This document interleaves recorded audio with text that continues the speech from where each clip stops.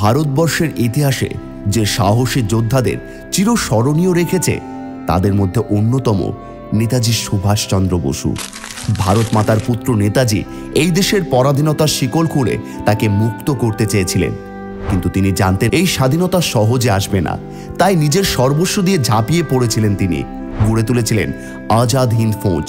ভারতের বুকে নিজের নাম প্রতিষ্ঠা করে রাখা সেই নেতাজির মৃত্যু ঘুরে রহস্য আজ শতবর্ষ পরেও তিনি আমাদের হৃদয়ে চির বিরাজমান। আজকের এই ভিডিওতে জেনে নেওয়া যাক নেতাজি সুভাষচন্দ্র বসুর বিষয়ে জানা অজানা অনেক কিছু তথ্য। 1857 খ্রিস্টাব্দের 23শে জানুয়ারি ব্রিটিশ ভারতের অন্তর্গত উড়িষ্যার কটকে এক বিখ্যাত কায়স্থ পরিবারে জন্মগ্রহণ করেন নেতাজি সুভাষচন্দ্র বসু। তার মা প্রভাবতী দেবী ছিলেন উত্তর কলকাতার হাটখোলা দত্তবাড়ির কন্যা, আর পিতা জানকীনাথ বসু ছিলেন দক্ষিণ 24 পরগনার বিখ্যাত মাহিনগড়ের বসু পরিবারের সন্তান। 1902 সালে সুভাষ তার 5 বড় ভাইয়ের সাথে কটকের প্রোটেস্ট্যান্ট ইউরোপীয় স্কুলে ভর্তি হন। তিনি 6ষ্ঠ শ্রেণী পর্যন্ত ওই বিদ্যালয়ে পঠন পাঠন করেন। 1913 সালে সুভাষ কলকাতার প্রেসিডেন্সি কলেজে ভর্তি হন। পরবর্তীতে সিভিল সার্ভিস পরীক্ষায় ভালো নাম্বার পেয়ে তিনি প্রায় নিয়োগপত্র পেয়ে গিয়েছিলেন, কিন্তু তার বিপ্লব সচেতন দৃষ্টিভঙ্গি সেই নিয়োগপত্র প্রত্যাখ্যান করে। ভারতে ফিরে সুভাষচন্দ্র লেখালেখি শুরু করেন স্বরাজ নামক সংবাদপত্রে। সুভাষচন্দ্রের রাজনৈতিক গুরু ছিলেন বাংলার মহান জাতীয়তাবাদের প্রবক্তা দেশবন্ধু চিত্তরঞ্জন দাস।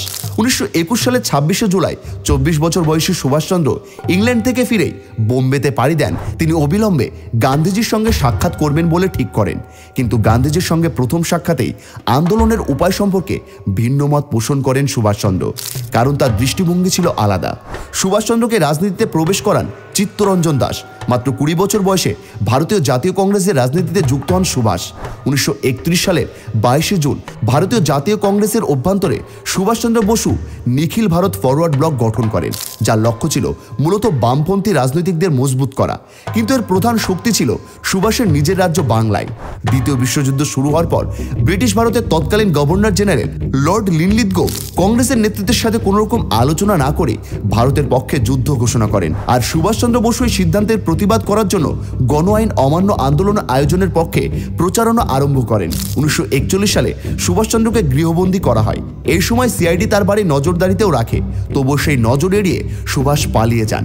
সুভাষচন্দ্র বসু 1941 থেকে 1943 সাল পর্যন্ত বার্লিনে বসবাস করেন।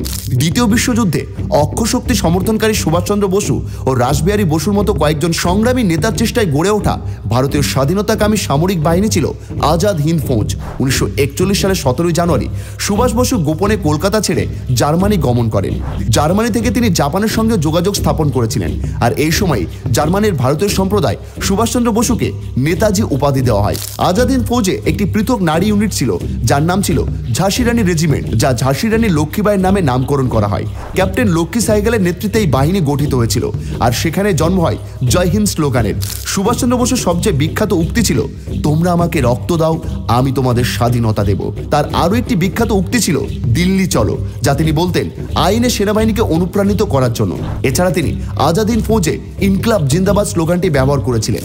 শোনা যায় এক বিমান দুর্ঘটনায় মৃত্যু হয়েছিল নেতাজি সুভাষচন্দ্র বসু, যদিও নেতাজির মৃত্যু ঘিরে এখনও রহস্য রয়েই গিয়েছে।